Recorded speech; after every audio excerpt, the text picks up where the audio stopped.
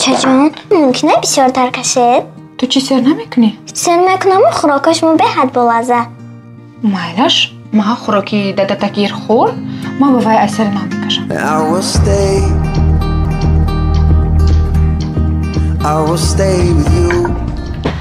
انا جایی من گیر نکیم گم نکن بگونی حتما بیار مایلش مایلش شوچه جان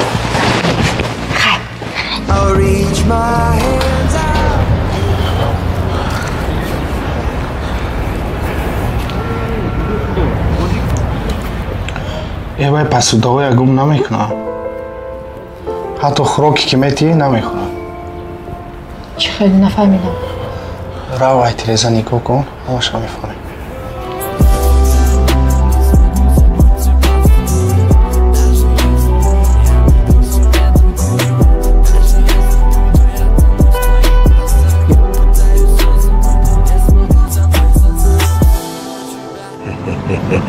تشکر نبیره بابا تشکر برای منه برای مادرم برای مادرم؟ ای جون منه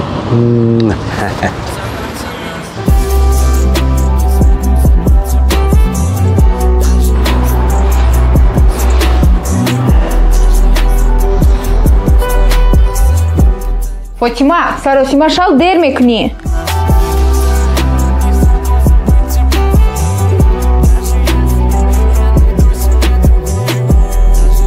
گیر امروز با مکتب دادت میبرد در پایان انتظار است اینش برای خودت تو هم باید خوری Чтобы помочь другому человеку, не обязательно быть сильным и богатым. Достаточно быть добрым.